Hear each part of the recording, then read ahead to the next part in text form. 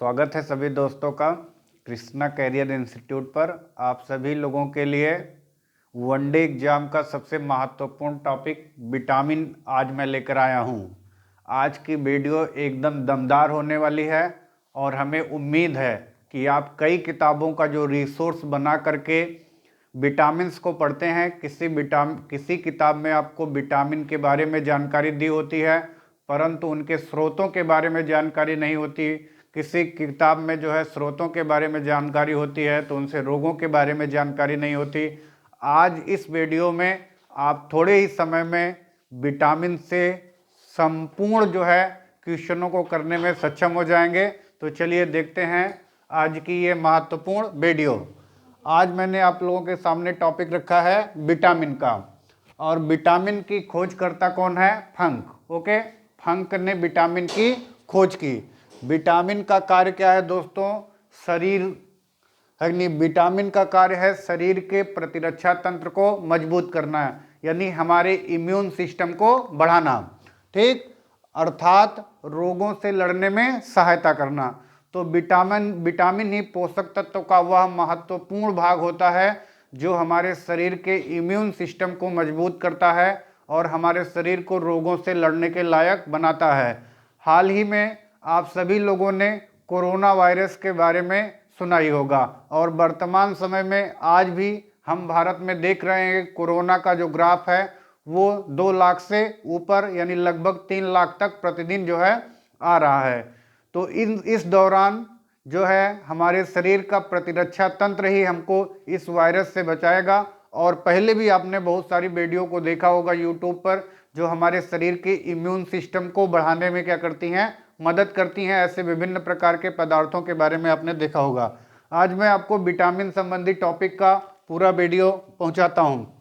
तो हमने विटामिन को 2 भागों में बांट रखा है। आप सभी जानते हैं विटामिन को विलेयता के आधार पर 2 भागों में बांटा जाता है, जल में घुलनशील विटामिन और वसा में घुलनशील विटामिन। ओके, विटामिन को 2 भागों में बांटा जाता है, जल में घुलनशील और वसा में घुलनशील विटामिन। तो विटामिन बी और सी, विटामिन बी और सी जल में घुलनशील विटामिन होते हैं। शेष जो है विटामिन ए, डी, ई, के, ये सभी विटामिन किसमें होते हैं? वसा में घुलनशील विटामिन होते हैं। तो विटामिन बी और सी जल में घुलनशील विटामिन है, विटामिन ए, डी, ई के जो है वसा में घुलनशील विटामिन है। तो चलिए आगे बढ़ते हैं। देखिए यहाँ पर हमने विटामिन को क्रमानुसार डिवाइड कर रखा है। क्रम नंबर दिया गया है विटामिन और उनका रासायनिक नाम, उनकी कमी से होने वाले रोग और स्रोत। सबसे पहले हम देखेंगे विटामिन B1 जो जल में घुलनशील विटामिन है। B1 का रासायनिक नाम है दोस्तों थायमिन। थायमिन की कमी से होने वाला रोग कौन सा है? बेरी। ओके, और इसका स्रोत क्या है? मूंगफली में पाया जाता है, आलू में पाया जाता है और सब्जियों में पाया जाता है। ये इनके मुख्य स्रोत हैं। विटामिन का दूसरा जो बी विटामिन का दूसरा पार्ट है वो है विटामिन B2 और इसका रासायनिक नाम है राइबोफ्लेविन। ओके, राइबोफ्लेविन या विटामिन B2 की कमी से होने वाले जो रोग हैं, त्वचा का फट जाना, ठीक, और आंख संबंधी रोग भी इस विटामिन की कमी से होता है। विटामिन B2 के जो मुख्य स्रोत हैं वो है अंडा, दूध और हरी सब्जियां हैं। ओके, विटामिन B3 का रासायनिक नाम है पेंटोथेनिक अम्ल। ओके, इसकी कमी से पैरों में जलन होती है, बालों का सफेद होना भी विटामिन B3 या पेंटोथेनिक अम्ल के कारण ही होता है। इसके जो स्रोत हैं मांस है, दूध है, हरी सब्जी है, ये सभी इसके प्रमुख स्रोत हैं। विटामिन B5 इसका रासायनिक नाम है निकोटिनेमाइड या इसे नियासिन भी कहा जाता है। तो विटामिन B5 को निकोटिनेमाइड या नियासिन के नाम से भी जाना जाता है। इसकी कमी से मासिक विकार होता है जिसे पेलाग्रा कहा जाता है। यह मासिक विकार जो है महिलाओं में उनके मासिक धर्म से संबंधित होता है। इसके स्रोत हैं मांस, मूंगफली, आलू आदि जो है इसके प्रमुख स्रोत हैं। यहाँ पे हम देखते हैं अगला विटामिन B6। विटामिन B6 का रासायनिक नाम है पायरिडॉक्सिन। ओके, और इसकी कमी से होने वाला जो प्रमुख रोग है वो एनीमिया है। एनीमिया और त्वचा रोग विटामिन B6 की कमी से होते हैं, और इसमें इसके जो मुख्य स्रोत हैं दूध, मांस, सब्जी। ओके, विटामिन B6 के प्रमुख स्रोत हैं। एनीमिया इसमें सबसे ज़्यादा इम्पोर्टेंट होता है, क्योंकि एनीमिया जो है रक्त की कमी को कहा जाता है। जब हमारे शरीर में रक्त की कमी होने लगती है तो उस रोग को हम क्या कहते हैं? एनीमिया कहते हैं। अगला विटामिन है विटामिन B7, जिसे विटामिन H भी कहा जाता है। आपको यहाँ पर एक और पॉइंट नोट करना है, विटामिन B7 को ही विटामिन H भी कहा जाता है। विटामिन B7 का रासायनिक नाम है बायोटिन। क्या नाम है? बायोटिन। और इसकी कमी से बालों का गिरना, चर्म रोग संबंधी रोग होते हैं। इसके मुख्य स्रोत हैं ईस्ट, गेहूं, अंडा। अगला विटामिन है विटामिन B12, जिसका नाम है साइनोकोबालामिन।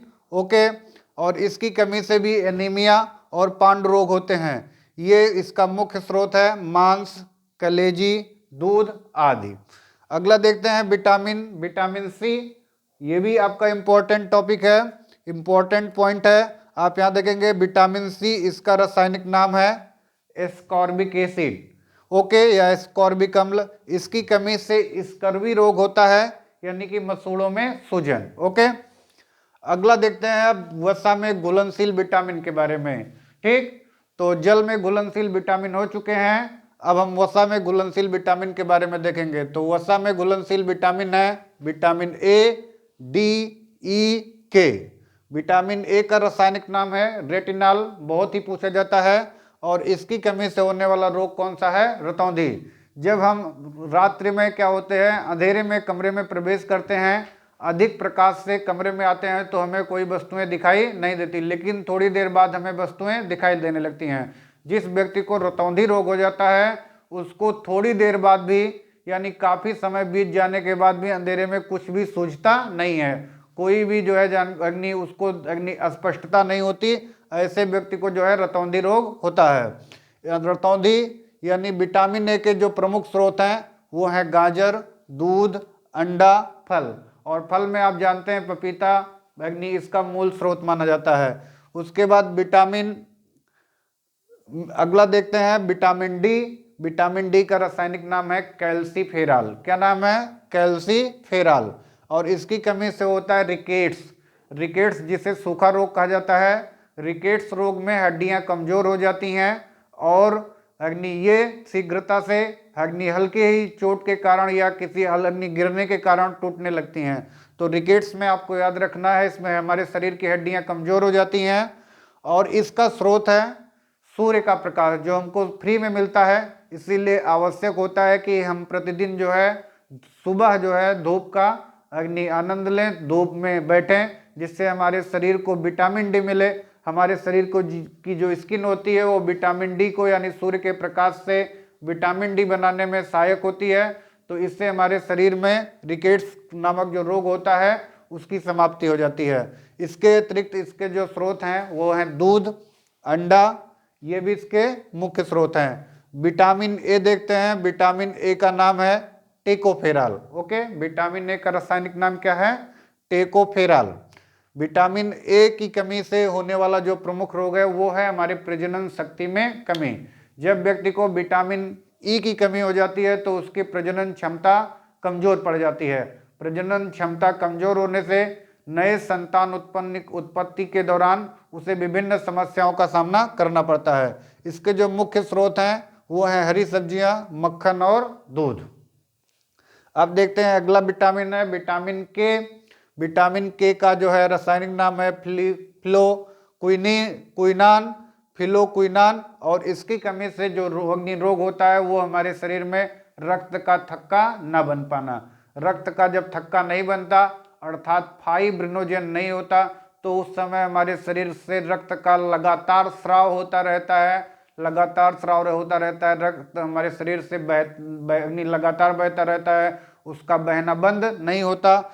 इस दौरान जो है लगातार रक्त बहने से व्यक्ति की क्या हो सकती है? मृत्यु भी हो सकती है। इसके मुख्य स्रोत जो हैं दूध, हरी सब्जी आदि हैं। तो उम्मीद है आपको ये वीडियो अवश्य समझ में आई होगी। शीघ्र ही अगले टॉपिक के वीडियो लेकर के मैं आप लोगों तक जल्दी पहुंचूंगा। तब तक जय हिंद।